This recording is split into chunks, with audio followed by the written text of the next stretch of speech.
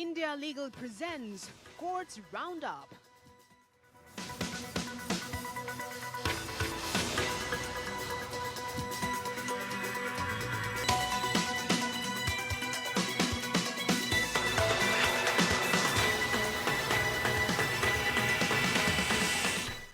नमस्कार, मैं हूं आपके साथ कुमार कुणाल धीरज। कोर्ट्स राउंड अप में आपका स्वागत है। अगले आधे घंटे तक हम आपको कोर्ट से जुड़ी तमाम छोटी बड़ी खबरों से रूबरू करवाएंगे। सुप्रीम कोर्ट से लेकर हाई कोर्ट और लोअर कोर्ट्स तक के फैसलों को आपके सामने रखेंगे। तो आइए शुरू करते हैं courts round up. India Legal presents Courts Roundup.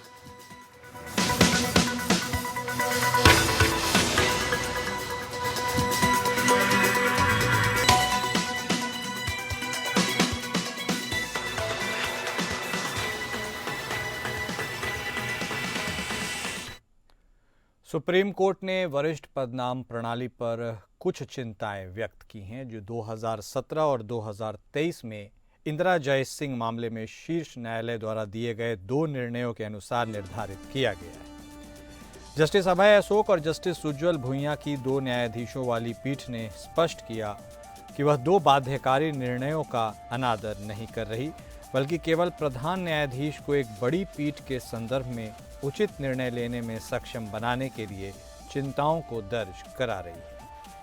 पीठ द्वारा व्यक्त की गई चिंताएं इस प्रकार हैं। जैसा कि एडवोकेट एक्ट की धारा 16 भाग 2 से देखा जा सकता है, प्रथम दृष्टया कोई भी वकील पदनाम की मांग नहीं कर सकता। पदनाम सुप्रीम कोर्ट या हाई कोर्ट द्वारा प्रदान किया जाने वाला विशेषाधिकार है। यह संदिग्ध है कि किसी उम्मीदवार का कुछ मिनटों का साक्षात्कार लेकर उसके व्यक्तित्व और उपयुक्तता का परीक्षण किया जा सकता है या नहीं। साक्षात्कार के लिए 100 में से 25 अंक निर्धारित हैं। स्थायी समिति का कर्तव्य है कि वह अंक आधारित फॉर्मूले के आधार पर संबंधित वकील का समग्र मूल्यांकन करे। समग्र मूल्यांकन करने का कोई अन्य तरीका नहीं बताया गया है।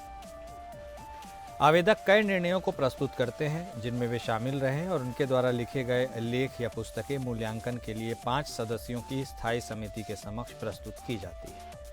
क्या स्थायी समिति के 5 सदस्यों से अपेक्षा की जाती है कि वे उम्मीदवार द्वारा प्रस्तुत प्रत्येक निर्णय को पढ़कर 50 अंक प्रदान करें या प्रकाशन के लिए अंक प्रदान करें। अंक आधारित मूल्यांकन दोषों से मुक्त नहीं है।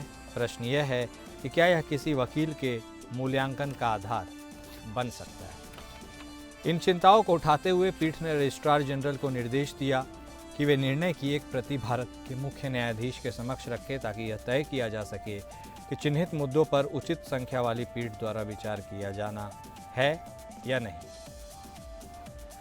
जस्टिस अभय अशोक और ऑगस्टीन जॉर्ज मसीह की पीठ ने एडवोकेट ऑन रिकॉर्ड के लिए आचार संहिता और वरिष्ठ वकील पदनाम की प्रक्रिया से संबंधित मुद्दों पर अपना निर्णय सुनाया। यह मामला वरिष्ठ वकील ऋषि मल्होत्रा द्वारा सजा में छूट की गई याचिकाओं में दिए गए झूठे बयानों और तथ्यों को छिपाने से उत्पन्न हुआ। Supreme court advocates on record association ने वरिष्ठ पदनाम दिशा निर्देशों और एओआर आचरण में बदलाव के लिए सुझाव प्रस्तुत किए। इसने वरिष्ठ पदनाम के लिए उम्मीदवारों के मूल्यांकन के लिए स्थायी समिति में एओआर के योगदान और प्रतिनिधित्व का वास्तविक समय पर मूल्यांकन करने की सिफारिश की।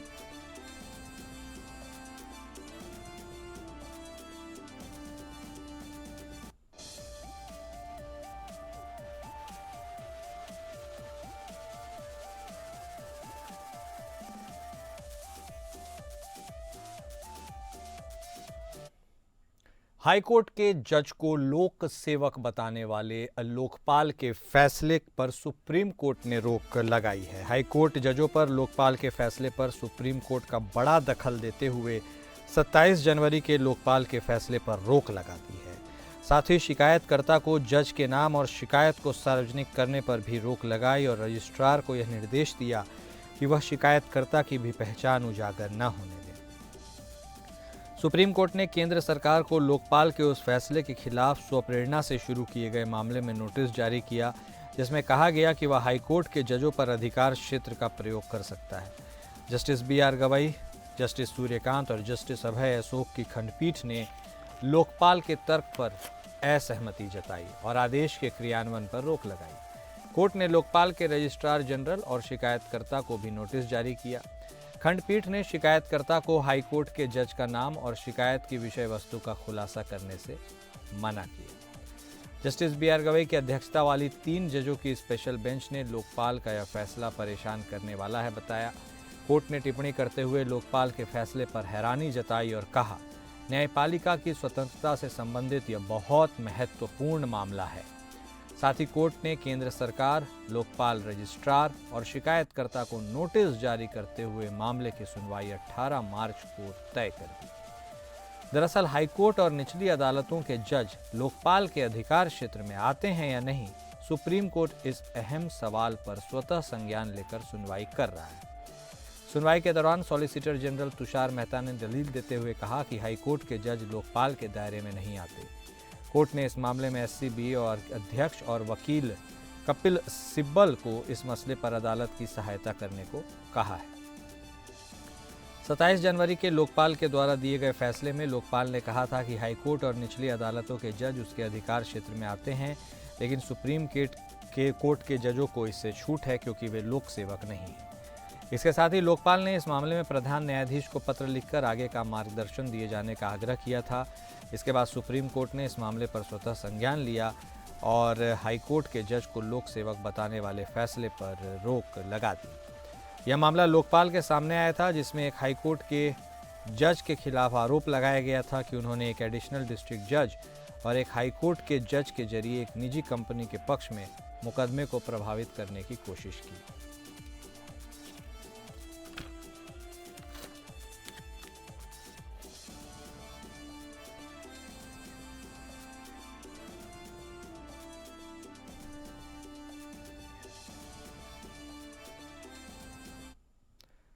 सुप्रीम कोर्ट ने स्पष्ट किया कि 9 नवंबर 2015 को जारी आंध्र प्रदेश सरकार के आदेश पर कार्रवाई नहीं की जा सकती, जो गैर हिंदू विक्रेताओं को मंदिर की दुकानों की नीलामी में भाग लेने से रोकता है, क्योंकि सुप्रीम कोर्ट ने आदेश बरकरार रखने वाले हाईकोर्ट के फैसले पर रोक लगा दी है। जस्टिस अभय अशोक और जस्टिस उज्जवल भुइयां की खंडपीठ ने विवादित नियम को लागू करने वाली निविदा प्रक्रिया को चुनौती देने वाले याचिका का निपटारा करते हुए यह स्पष्टीकरण दिया। न्यायालय ने कहा, हम 9 नवंबर 2015 के राजस्व बंदोबस्ती आदेश संख्या 426 के तहत आदेश पारित करने के लिए सहमत हैं। विवादित निर्णय के क्रियान्वयन पर रोक के मद्देनजर हम स्पष्ट करते हैं कि 9 नवंबर 2015 के सरकारी आदेश पर कार्रवाई नहीं की जाएगी। जस्टिस ओक ने राज्य से यह स्पष्ट आश्वासन मांगा कि वह 9 नवंबर 2015 के सरकारी आदेश पर कार्रवाई नहीं करेगा। राज्य के वकील ने जवाब दिया कि न्यायालय के स्थगन आदेश का उल्लंघन करने का कोई सवाल ही नहीं था। उन्होंने यह भी प्रस्तुत किया कि किसी भी भ्रम से बचने के लिए स्थानीय प्रशासन को निर्देश भेजे जा रहे हैं। सुप्रीम कोर्ट ने इससे पहले आंध्र प्रदेश हाईकोर्ट के सितंबर 2019 के फैसले पर रोक लगाई, जिसने सरकारी आदेश के खिलाफ रिट याचिकाओं को खारिज कर दिया, जिसमें कहा गया कि यह संविधान के अनुच्छेद 14 और 15 का उल्लंघन है। सुनवाई के दौरान राज्य के वकील ने न्यायालय को सूचित किया कि निविदाएं गलत तरीके से जारी की गई थी और उन्हें वापस ले लिया गया। इसके बाद खंडपीठ ने आदेश पारित किया, जिसमें स्पष्ट किया गया कि 9 नवंबर 2015 के सरकारी आदेश पर सुप्रीम कोर्ट द्वारा विवादित निर्णय पर रोक के मद्देनजर कार्रवाई नहीं की जाएगी। विवादित सरकारी आदेश में आंध्र प्रदेश धर्मार्थ और हिंदू धार्मिक संस्थान और बंदोबस्ती अचल संपत्ति लाइसेंस नियम 2003 गैर हिंदुओं को नीलामी में भाग लेने या मंदिर की संपत्तियों में पट्टे प्राप्त करने से रोकता है। सुप्रीम कोर्ट ने 2020 में आंध्र प्रदेश हाईकोर्ट के सितंबर 2019 के फैसले पर रोक लगाई, जिसमें 2015 का सरकारी आदेश बरकरार रखा गया। 17 दिसंबर 2021 को सुप्रीम कोर्ट ने कुर्नूल स्थित श्री ब्रह्मारंबा मल्लिकार्जुन स्वामी मंदिर और उसके शॉपिंग कॉम्प्लेक्स में दुकानों के पट्टों की नीलामी में सभी धर्मों के लोगों को भाग लेने की अनुमति दी। कोर्ट राज्य के अधिकारियों के खिलाफ कथित तौर पर उसके स्थगन आदेश का उल्लंघन करने के लिए अवमानना याचिका पर सुनवाई कर रहा था। हाईकोर्ट के फैसले को चुनौती देने वाली एसएलपी को सुप्रीम कोर्ट 4 मार्च 2025 को सुनवाई के लिए रखेगा।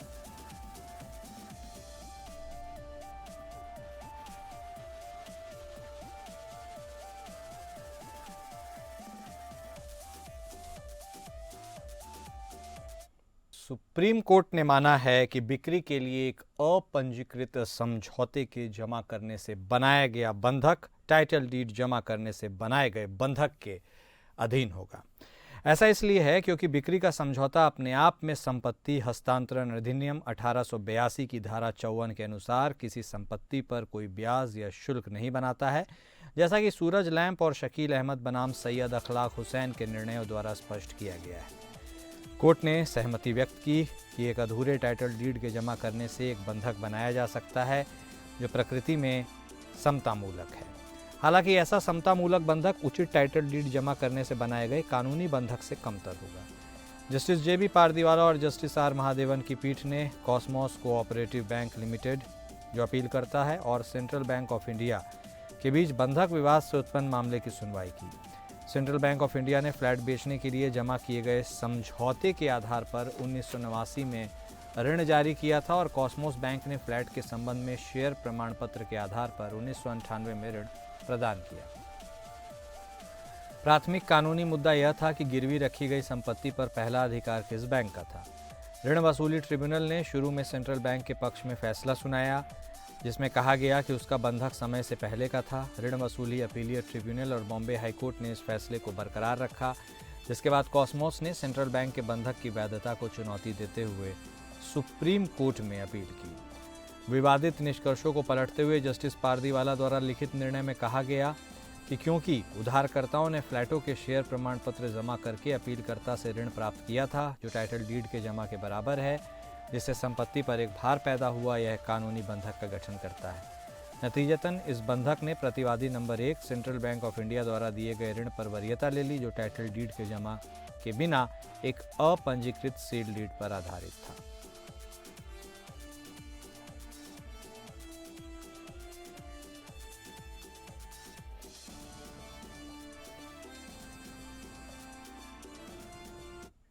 बार काउंसिल ऑफ इंडिया ने अधिवक्ता संशोधन विधेयक 2025 के मसौदे पर आपत्तियां दर्ज की है, जिसे टिप्पणियों को आमंत्रित करने के लिए 13 फरवरी को सार्वजनिक किया गया था। बीसीआई ने विधेयक के संबंध में गहरी चिंता व्यक्त की है और कई प्रावधानों की पहचान की है, जो अगर अधिनियमित किए जाते हैं तो कानूनी पेशे के लिए गंभीर प्रभाव होंगे और बीसीआई की स्वायत्तता और अखंडता को कमजोर करेंगे। बीसीआई द्वारा यह भी दावा किया गया है कि बीसीआई कानून सचिव और मुख्य लेखा नियंत्रक के बीच 2 दौर की बातचीत हुई थी। इन बैठकों में प्रमुख मुद्दों पर एक स्पष्ट सहमति बनी, लेकिन इसके बावजूद, जैसा कि बीसीआई ने कहा है, इसे एक तरफा रूप से डाला गया है। यह कहा गया एक चौंकाने वाला है कि मसौदा प्रकाशन में कुछ अधिकारियों और विधि मंत्रालय द्वारा कई महत्वपूर्ण परिवर्तन किए गए हैं। इस मसौदे द्वारा बार की स्वायत्तता और स्वतंत्रता की अवधारणा को ध्वस्त करने का प्रयास किया गया है। देश भर के वकील आंदोलित हैं, कड़ा विरोध होना तय है। यदि इस तरह से जानबूझकर और कठोर प्रावधानों को तुरंत छोड़ा या संशोधित नहीं किया जा सकता है। दिल्ली जिला अदालतों के वकील पहले ही हड़ताल पर जा चुके हैं और अगर मंत्रालय जल्द से जल्द कोई सकारात्मक आश्वासन नहीं मिलता है तो यह विरोध पूरे देश में फैलने की संभावना है। आपत्तियां हैं कि मसौदा विधेयक धारा 4 उपधारा 1 भाग डी का परिचय देता है, जिसमें केंद्र सरकार को बीसीआई में 3 सदस्यों को नामित करने का प्रावधान है। यह प्रावधान मूल रूप से बार काउंसिल की संरक्षण और स्वतंत्रता के खिलाफ है, जो हमेशा देश के 27 लाख अधिवक्ताओं का प्रतिनिधित्व करने वाली लोकतांत्रिक रूप से निर्वाचित संस्था रही है। वकीलों ने इसे कठोर उपबंध के रूप में लिया है। साथ ही अधिवक्ता अधिनियम की धारा 24 में प्रस्तावित संशोधन एक वकील के रूप में नामांकन के लिए पात्रता और नामांकन शुल्क संरचना से संबंधित कई समस्याग्रस्त परिवर्तन पेश करते हैं।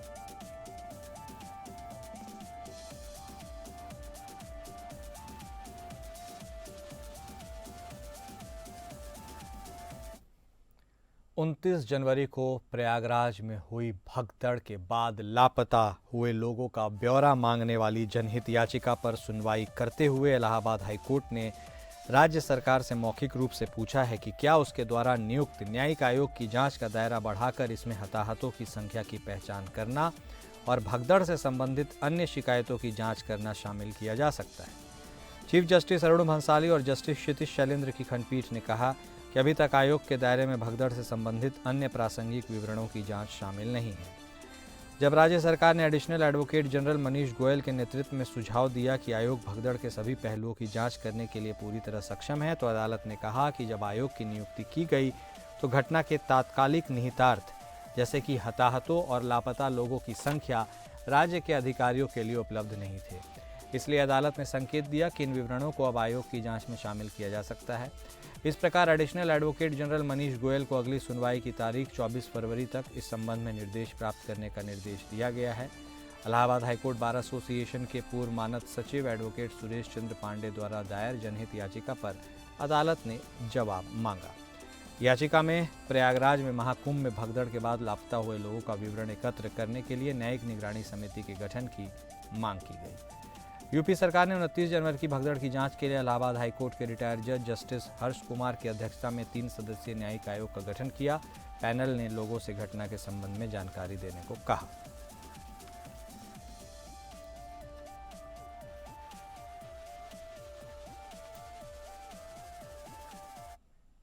बॉम्बे हाईकोर्ट में याचिकाकर्ता सुहास अनंत कुलकर्णी और प्रतिवादी अध्यक्ष मसाला और तेल बीज एक्सचेंज और अन्य ने मामला प्रस्तुत किया कि अदालतों को औद्योगिक विवाद मामलों में कर्मचारियों के अधिकारों और नियोक्ताओं के हितों को कैसे संतुलित करना चाहिए, खासकर उन स्थितियों में जहां कर्मचारी ने वैकल्पिक रोजगार हासिल किया है।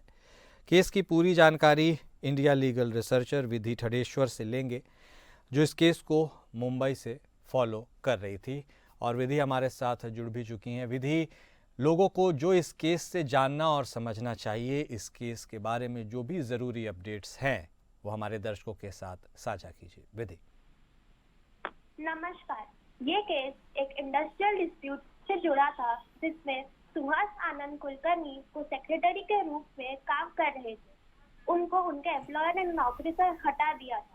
कुलकर्णी ने अपनी टर्मिनेशन को section 3 of Maharashtra recognition of trade unions और prevention of unfair labour practices act 1971 के तहत चैलेंज किया और अनफेयर लेबर प्रैक्टिस का आरोप लगाया। लेबर कोर्ट ने उनके पक्ष में फैसला दिया और ऑर्डर दिया कि उनको 19 फरवरी 1985 से लेकर 28 मार्च 1986 तक फुल बैक वेजेस मिले और 9 जून 1992 तक 50% वेजेस दिए जाए। इंडस्ट्रियल कोर्ट ने ऑर्डर मॉडिफाई करके रीइंस्टेटमेंट और कंटिन्यूटी ऑफ सर्विस का ऑर्डर दिया। दोनों पार्टीज ने अपील की, जिससे बॉम्बे हाई कोर्ट ने केस रिव्यू किया। एम्प्लॉयर ने 67,091 रुपीज डिपॉजिट किए थे, जो बढ़कर 1,25,000 हो गए थे। कोर्ट ने देखा कि कुलकर्णी ने वकालत फिर शुरू कर दी थी, इसलिए रीइंस्टेटमेंट जरूरी नहीं था। कोर्ट ने सेटलमेंट अप्रूव किया, जिसमें कुलकर्णी 50% विड्रॉ कर सकते थे और बाकी अमाउंट एम्प्लॉयर को रिफंड कर दिया गया। ये जजमेंट इंडस्ट्रियल डिस्प्यूट रिजोल्यूशन में फेयरनेस पर जोर देता है। अपील सर्कुलेट होने के बावजूद अपीलेंट कोर्ट में हाजिर नहीं हुआ। उसकी गैर हाजिरी को देखते हुए मामले को अगले उपलब्ध तारीख तक एडजर्न कर दिया गया है। कोर्ट ने ऑर्डर दिया है कि केस 6 मार्च 2025 तक स्टैंड ओवर रहेगा, ताकि अपीलेंट अपनी बात रख सके और जरूरी सबमिशन दे सके। शुक्रिया विधि, हमारे साथ जुड़ने के लिए और तमाम जानकारी देने के लिए। तो सुप्रीम कोर्ट ने 9 फरवरी को एक फैसला सुनाया कि एक ही अपराध के लिए एक अन्य एफआईआर की अनुमति दर्ज करने के लिए नहीं दी जा सकती है। वहीं एक अलग अपराध के लिए दूसरी एफआईआर की अनुमति भी नहीं है। कोर्ट ने कहा कि अगली एफआईआर दर्ज करने की अनुमति निर्धारित करने के लिए दोनों एफआईआर में आरोपों की प्रकृति की जांच की जानी चाहिए। आइए इंडिया लीगल वेब रिपोर्टर से इस पूरे मसले को समझते हैं।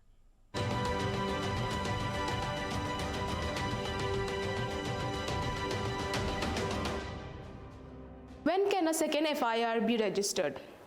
दूसरा FIR कुछ खास सर्कमस्टांसेस में रजिस्टर किया जा सकता है, खास तौर पे जब दूसरा कंप्लेंट अलग इंसिडेंट या ऑफेंस से रिलेटेड है जो पहली FIR से अलग हो। सुप्रीम कोर्ट ऑफ इंडिया ने TT Anthony versus state of Kerala 2001 case में कहा था कि एक ही फैक्ट्स जब दूसरा FIR जनरली परमिसिबल नहीं होता, क्योंकि इससे एक ही ऑफेंस पर इन्वेस्टिगेशंस हो सकती है, लेकिन कुछ केसेस में दूसरा FIR रजिस्टर हो सकता है, जैसे कि अलग ऑफेंसेस। अगर दूसरा FIR कोई अलग और डिस्टिंक्ट ऑफेंस का जिक्र करता है तो पहले FIR में नहीं था। अलग इंसिडेंट्स जब दूसरा FIR किसी अलग वक्त, जगह या अलग विक्टिम से रिलेटेड हो। काउंटर क्लेम्स, अगर अक्यूज्ड अपना काउंटर कंप्लेन फाइल करता है तो उसे अलग एफआईआर के रूप में ट्रीट किया जा सकता है। कोर्ट दूसरा एफआईआर की वैलिडिटी को हर केस के फैक्ट्स और एलिगेशंस के बेसिस पर डिसाइड करती है। For more such legal updates follow India legal. और कोर्ट्स राउंड अप में अभी के लिए बस इतना ही। नमस्कार। India Legal presents Courts Roundup.